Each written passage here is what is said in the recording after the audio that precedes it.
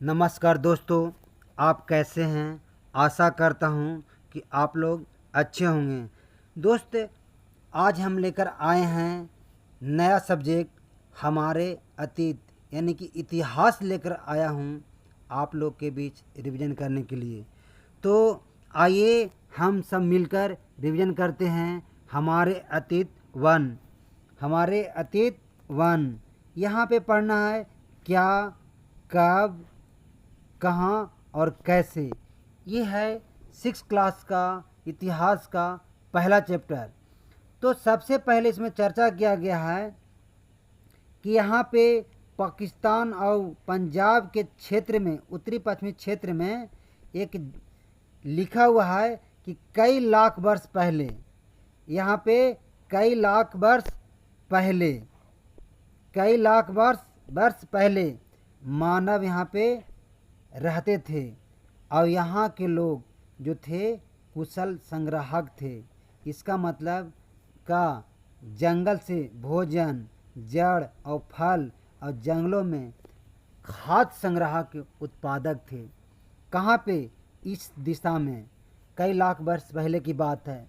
उसके बाद एक बात दर्शाया गया है कि एमपी में एक पर्वत है, मैकाल पर्वत के सबसे ऊंचा चोटी है अमरकंटक, और अमरकंटक से एक नदी निकलती है, अमरकंटक से एक नदी निकलती है, नर्मदा नदी। नर्मदा नदी, नर्मदा नदी के पास एक जगह है हथनोरा। नर्मदा नदी के पास एक जगह है हथनोरा, और हथनोरा से मानव की खोपड़ी का पहला साक्ष्य प्राप्त हुआ है। तो इस प्रकार से देखा गया कि पहला मानव का खोपड़ी का साक्ष्य हथनोरा एमपी से प्राप्त हुआ। उसी प्रकार से यहाँ पे एमपी में एक जगह है, कौन सा? एमपी में एक जगह है भीमबेटका। भीमबेटका, भीमबेटका, और भीमबेटका से सबसे पुराना निर्मित गुफा मिला है। सबसे पुराना निर्मित गुफा पूछेगा तो भीमबेटका से जो एमपी में है। इसके बाद यहाँ पे यूपी में आपको एक जगह मिलेगा लोहदा नाल। और लोहदा नाल कहाँ है? मिर्ज़ापुर के बेलन घाटी के पास, मिर्ज़ापुर के बेलन घाटी के पास। और यहाँ पे विश्व का प्राचीनतम अस्थि निर्मित मातृ देवी की प्रतिमा मिला है। इसके बाद आप देखिएगा मद्रास में, कहाँ पे? मद्रास में पलवरम एक जगह है, पलवरम। अब पलवरम के पास पहली हाथ की कुल्हाड़ी प्राप्त हुआ है। पहली हाथ की कुल्हाड़ी कहाँ से? पलवरम से, जो मद्रास में है। अब मद्रास कहाँ है? तमिलनाडु में। कहाँ? तमिलनाडु में। इसके बाद आगे देखते हैं कि मध्यपाषाण काल। कौन सा? मध्यपाषाण काल। तो मध्यपाषाण काल जो है उसको हम लोग देखते हैं। यहाँ पे थोड़ा सा मध्यपाषाण काल थोड़ा सा लिखा हुआ अपनी भाषा में, थोड़ा सा पाषाण ऐसा होता है कि मध्यपाषाण की बात करता है कि जम्मू कश्मीर, ये देखिएगा, यह है जम्मू कश्मीर। और जम्मू कश्मीर में एक बुर्ज होम, जहाँ से सब्दावाह यानी कि सब्दा, थोड़ा सा यहाँ पे लिखा हुआ है सब्दाह पे, जहाँ पे मानव को दफनाया जाता था। यहाँ पे मानव के कंकाल के साथ कुत्ते का कंकाल भी मिला है। तो कहाँ? बुर्ज होम में, जो जम्मू कश्मीर में है। इसके बाद देखिएगा कि यूपी में, कहाँ पे? यूपी में एक है दमदमा, और दमदमा के पास 41 मानव की कब्र प्राप्त हुआ है। कहाँ से? दमदमा से। उसके बाद आप देखिएगा यूपी से ही चौपानी मांडो से विश्व की प्राचीनतम मृदभांड की मिला है। और एक पूछेगा महदा, यह है महदा से हड्डी, सिंह के उपकरण और आभूषण भी प्राप्त हुआ है। एक और जगह है एमपी में। एमपी में कौन सा? आदमगढ़। एमपी में कौन सा? आदमगढ़। कुत्ते का साक्ष्य मिला है और आदि मानव ने सबसे पहले कुत्ता का पालतू बनाया था। किसका? कुत्ते का। इसको बाद आगे देखते हैं कि कृषि का विकास क्या है? कृषि का विकास। तो कृषि का अगर देखते हैं विकास, कृषि का विकास, तो सबसे पहले यहाँ पे कहाँ? उत्तर पश्चिम भारत। ये भारत को दो भाग में बांटते हैं और एक उत्तर पश्चिम है। उत्तर पश्चिम में एक यहाँ पे कीर्थर की पहाड़ी है। कौन सा? कीर्थर की पहाड़ी। और यहाँ पे है सुलेमान की पहाड़ी। और यहीं पे 8000 वर्ष पहले गेहूँ, जौ सबसे पहले शुरुआत किया गया था। कहाँ पे? कीर्थर और सुलेमान की पहाड़ी के पास। कब? 8000 वर्ष पहले। उसके बाद देखिएगा कि विंध्य पर्वत के उत्तर में, ये विंध्य पर्वत है और इसके उत्तर में नॉर्थ में चावल, यानी कि चावल विंध्य पर्वत के या पहाड़ी के उत्तर में सबसे पहले उपजाया गया था। सबसे पहले उपजाया गया था और इसका उपजाने का प्रथम साक्ष्य विंध्य पर्वत के साथ गारो हो गया। कहाँ? गारो या मध्य भारत में यहाँ पे चावल उपजाया गया था। यहाँ पे देखिएगा 8000 ईस्वी के पास जो गांव के लोग जो रहते थे, गांव के लोग जो रहते थे वहाँ भेड़, बकरी, गाय को पालतू बनाना शुरू किया। इसके बाद देखते हैं कि कृषि का विकास स्थल, कृषि का विकास स्थल कहाँ कहाँ? तो सबसे पहले देखिएगा यहाँ पे जम्मू कश्मीर हरियाणा है। सॉरी, कहाँ? यह है हरियाणा। और हरियाणा के पास एक जगह है बनावली। बनावली में मिट्टी का हल का खिलौना मिला है। यानी कि मिट्टी का हल का खिलौना कहाँ मिला है? बनावली, जो हरियाणा में है। यूपी है, ये है यूपी। और यूपी के कुलडीहवा में चावल का प्रमाण मिला है। किसका? चावल का। और यहाँ विंध्य पर्वत के, जो अभी इससे पीछे पढ़े थे कि विंध्य पर्वत के उत्तर में सबसे पहले चावल का उपजाया गया। इसके बाद देखिएगा गुजरात में 2 भी आई है। यह है गुजरात। और गुजरात के पास यहाँ पे है ये लोथल। कौन सा? लोथल। और लोथल में भी चावल का प्रमाण मिला है। उसके बाद यहाँ पे है गुजरात में कौन सा? रंगपुर। कौन सा? रंगपुर। और रंगपुर में धान की भूसी प्राप्त किया गया था। रंगपुर में किसका प्राप्त किया था? धान की भूसी।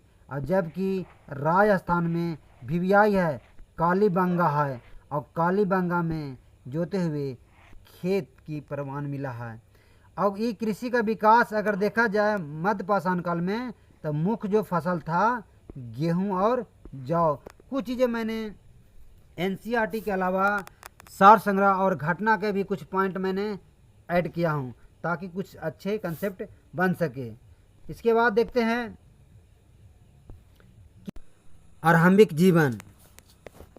आरंभिक जीवन जो था सबसे पहले, यह आरंभिक जीवन तो सबसे पहले 4700 वर्ष पहले कहाँ? यह भारत पाकिस्तान, ये जो पंजाब के क्षेत्र है, यहाँ पे सबसे पहले आरंभिक जीवन का विकास हुआ।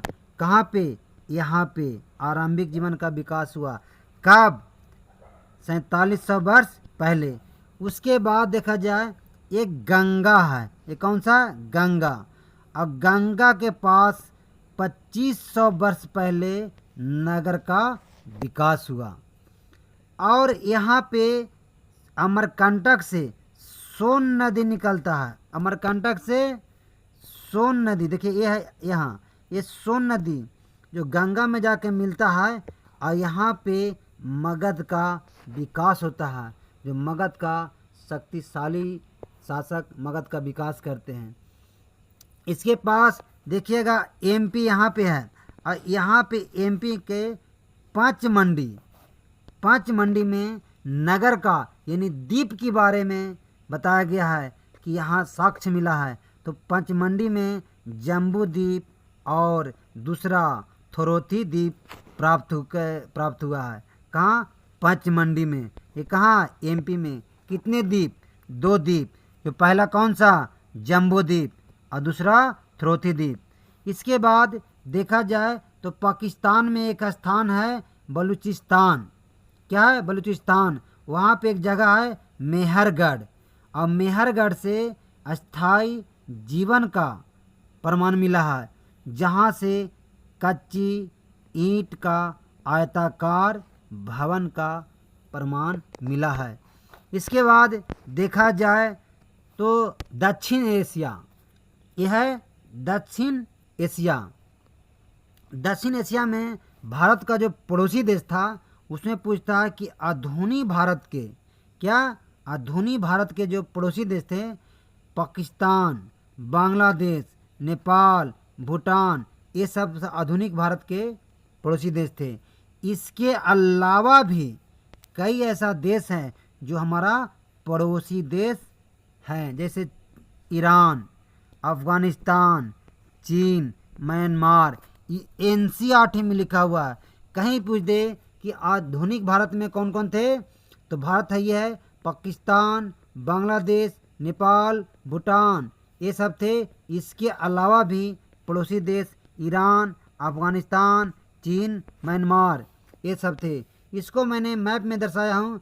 और इसके अलावा श्रीलंका को भी दिया है, श्रीलंका को भी पड़ोसी देश दिया है। तो श्रीलंका हो गया, और यहाँ पे बांग्लादेश, म्यांमार, भूटान, नेपाल, ये पाकिस्तान, यहाँ पे देखिएगा आप, यहाँ पे क्या है? अफगानिस्तान, और यहाँ पे इराक, और यहाँ पे चीन, और नीचे है श्रीलंका। ये पड़ोसी देश है। एनसीईआरटी है, कहीं कहीं पूछ दे तो आप बताइएगा कि पड़ोसी देश में कौन कौन आते हैं। इसके बाद पूछेगा कि उपमहाद्वीप से दूसरे हिस्से तक यात्रा क्यों करते थे, यानी कि उपमहाद्वीप से दूसरे हिस्से तक यात्रा करने का कारण क्या था। तो बताया गया एनसीईआरटी में के माध्यम से कि पहला कि काम की तलाश में एक स्थान से दूसरे क्षेत्र में जाते थे। दूसरा जो था प्राकृतिक आपदाओं के कारण। उसके बाद तीसरा जो है दूसरे क्षेत्रों पर विजय हासिल करने के लिए एक स्थान से दूसरे स्थान जाते थे। जबकि आप देखिएगा कि चौथा क्या है, व्यापार के उद्देश्य से भी जाते थे। और पांचवा धर्म की प्रचार करने के लिए भी जाते थे। और छठा जो था नए स्थान की खोज की चाह के लिए जाते थे। इसके बाद आगे हम और भी देखते हैं क्या है कि इंडिया, ये क्या है? इंडिया। तो इंडिया तथा भारत का नाम के बारे में चर्चा किया गया है। तो इंडिया भारत संविधान के आर्टिकल 1 में संवैधानिक जो नाम है, संवैधानिक नाम क्या है? संवैधानिक नाम इंडिया और भारत है। लेकिन भारत के अन्य नाम से भी जाना जाता है, जम्बू द्वीप, आर्यावर्त, हिंदुस्तान। एक और शब्द पूछता है कि इंडिया शब्द का उत्पत्ति किससे हुआ है? इंडिया शब्द की उत्पत्ति इंडस से हुआ है, जिसे संस्कृत में सिंधु कहते हैं। जिसे संस्कृत में क्या कहते हैं? सिंधु कहते हैं। इसके बाद देखा जाए कि यूनान से, इसके बाद क्या? यूनान से और ईरान से, यानी कि उत्तर पश्चिम से यहाँ पे भारत के पंजाब और पाकिस्तान के पंजाब के क्षेत्र में सिंधु लोग क्या, सिंधु को हिंदोस अथवा इंडोस कहते थे। यहाँ पे सिंधु है, ये क्या है? सिंधु। और यहाँ पे सिंधु को क्या, हिंदोस और इंडोस कौन कहते थे? यूनानी और ईरानी। और देखा जाए कि यहाँ पे सिंधु भूमि और पूर्वी भूमि प्रदेश को, यानी कि सिंधु प्रदेश को और पूर्वी प्रदेश को इंडिया कह के पुकारते थे। इसके बाद और भी जो हमारा फैट या कंटेंट जो रह गया है वो नेक्स्ट वीडियो में पार्ट 2 के रूप में 6 क्लास का पहला चैप्टर कंप्लीट करूंगा। दोस्तों, मैं पहली बार इतिहास आपके बीच रिवीजन कर रहा हूं और आप लोग कमेंट करें, लाइक और बटन को सब्सक्राइब करें ताकि मुझे मोटिवेशन मिले और अपनी फीडबैक के माध्यम से मुझे कमियां बताएं कि क्या मैं उसे सुधार कर सकूं, कमियां क्या है ताकि मैं सुधार कर सकूं। इसके लिए बहुत बहुत धन्यवाद।